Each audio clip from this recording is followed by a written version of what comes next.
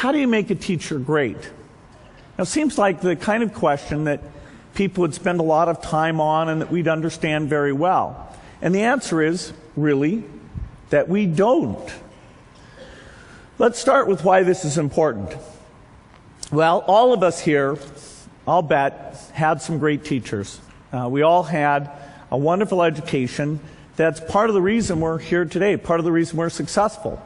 I can say that, even though I'm a college dropout. I had great teachers.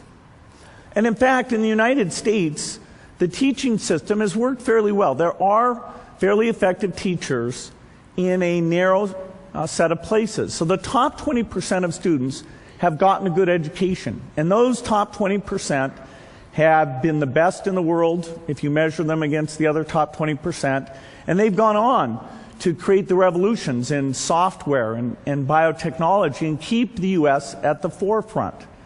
Now, the strength for those top 20% is starting to fade on a relative basis, but even more concerning is the education that the balance of people are getting. Not only has that been weak, it's getting weaker. And if you look at the economy, it really is only providing opportunities now to people with a better education. And so we have to change this. We have to change it so that people have equal opportunity. We have to change it so that the country is strong and stays in the forefront of things that are driven by advanced education, like science and mathematics. When I first learned the statistics, I was pretty stunned at how bad things are. Over 30% of kids never finish high school.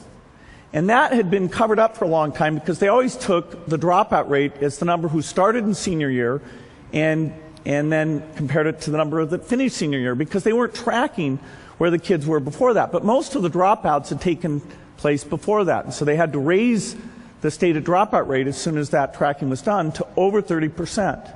For minority kids, it's over 50%. And even if you graduate from high school, if you're low income, you have less than a 25% chance of ever completing a college degree. If you're low income in the United States, you have a higher chance of going to jail than you do of getting a 4-year degree. And that, doesn't seem entirely fair. So, how do you make education better? Our foundation for the last 9 years has invested in this. There's many people working on it. We've worked on small schools. We've funded scholarships. We've done things in libraries. A lot of these things had a good effect. But the more we looked at it, the more we realized that having great teachers was the very key thing.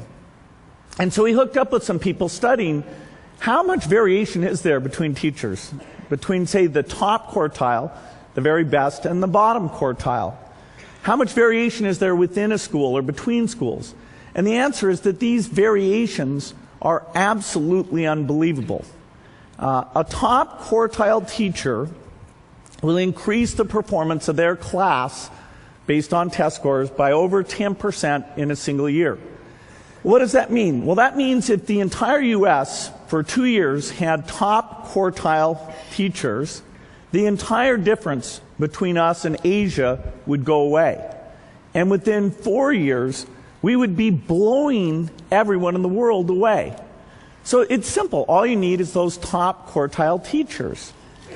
And so you'd say, well, wow, that's good. We should reward those people. We should retain those people. We should find out what they're doing and transfer that skill to other people. But I can tell you that absolutely is not happening today. What are the characteristics of this top quartile? What do they look like? You might think, well, these must be very senior teachers. And the answer is no.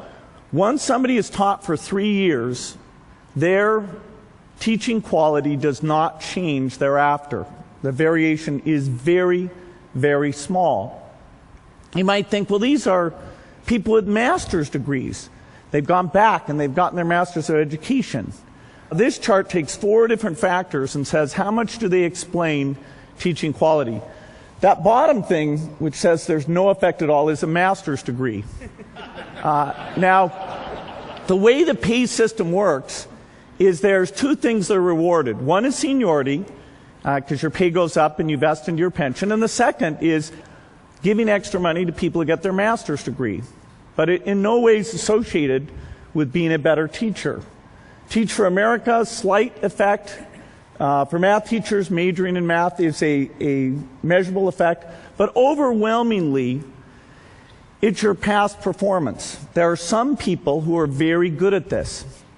And we've done almost nothing to study what that is and to draw it in, to replicate it, to raise the average capability, or to encourage the people with it to stay in the system. You might say, well, do the good teachers stay and the bad teachers leave?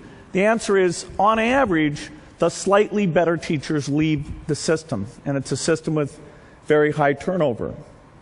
Now, there are a few places, very few, where great teachers are being made.